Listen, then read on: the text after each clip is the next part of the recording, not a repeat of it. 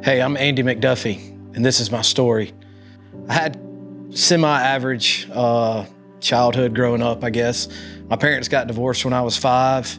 Eventually went to go live with my grandparents when I was in 7th grade. And through that, I was kind of exposed to church and didn't really understand fully, what it meant to have God in your heart and to be your savior. So I did what most people probably did. And, I walked an aisle, prayed a prayer, but really just did a spiritual 360. I went right back out the way I came in. And that was kind of me through middle school, high school. I always considered myself a good person, and worked hard and did the right things. And then eventually, senior year came in high school, and I found myself not knowing what to do. I knew I wasn't ready for college, and I didn't want to keep going to school, and honestly just didn't have a way to pay for it. My grandparents had raised me from 7th grade on, and my granddad had passed away, and so I just had my grandmother. And one Saturday morning, I got a call from the Marine Corps recruiter, and he asked me to come in, so I said, sure. And so next thing I know, really, I had joined the Marines. I was 18. I left for boot camp in August of 2003, graduated boot camp, and then got stationed in Kaneohe Bay, Hawaii, and was a part of 3rd Battalion, 3rd Marines. Got orders to go to Iraq in 2006. So went back to 29 Palms, California, and did more training. And at this point, I had become a squad leader. And so basically, I was in charge of 16 Marines, and we were going to be EOD security when we got to Iraq. And so EOD, they're the bomb squad guys, essentially. And so we get to Iraq in February '06, and things went well until May 14th, 2006. We got a call on the bat phone, and we had a possible IED.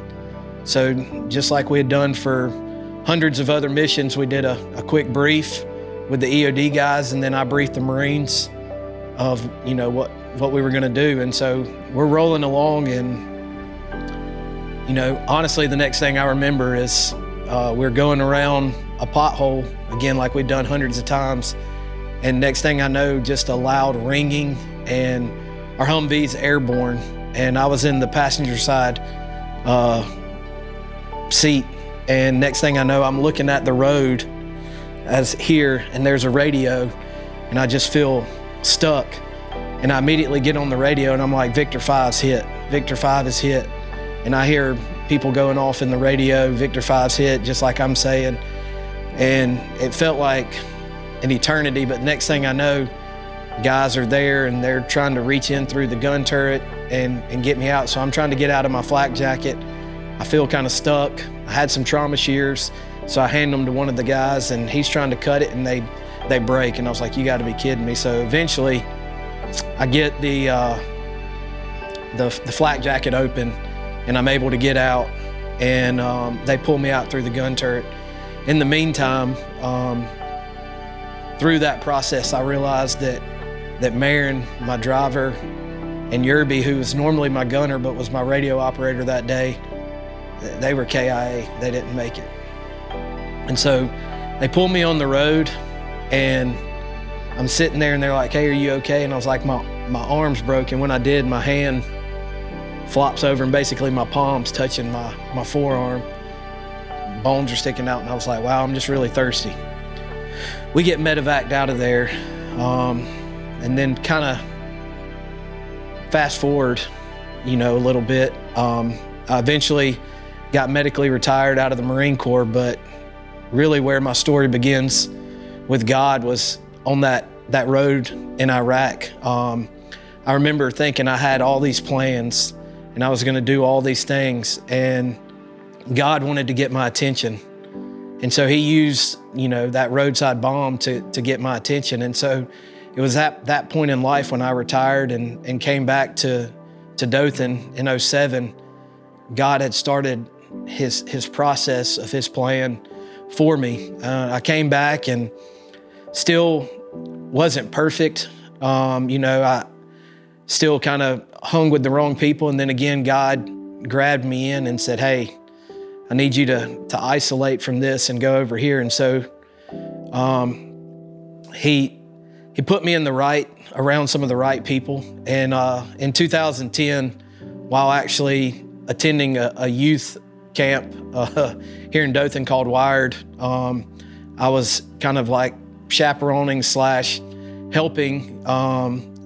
And that's when I rededicated my life to Christ. And I still had something inside me that I just couldn't shake, that I would find myself at times just kind of mad and angry and bitter. And I couldn't really understand what that was. And in 2017, I had the opportunity to go to Oklahoma and be the honorary veteran for Yerby, one of the guys that was with me. He's 100% Native American, but his family invited me out. So I drove 15 hours, actually went to the wrong part of Oklahoma, so it extended my trip a little bit. But when I got there, they had a spaghetti dinner the night before, and I got there a little late, so most people had gone. But when I got there, I saw Yerby's dad for the first time really in almost 10 years. The last time I saw him was in Hawaii in October of 2006. And when I saw Yerby's dad, I remember on my way there, that 15-hour drive, it's just a lot of time of me and the windshield and, God, and just how am I going to face this man, And it was at that moment when I saw Yerby's dad and he embraced me and he told me this, and it was the most freeing thing. But he looked at me and said, having you here is like having my son. And it was at that moment, like I said, I felt God just free me. And what I felt God free me of was survivor's guilt. I didn't know for the longest time what that was. That, like I said, I just couldn't ever shake, and no matter what I did, but it was that. I remember facing those parents in Hawaii in October 2006, and I remember being more scared of that than I was any mission I did in Iraq or Afghanistan or anything. But to face them, but Mr. Yerby telling me that, I know that was completely a God thing. That's what I'm here to share today, is that, that guilt, it wasn't anything anyone gave to me. It was something that I put on myself, and it took His words and God's timing to free me of that.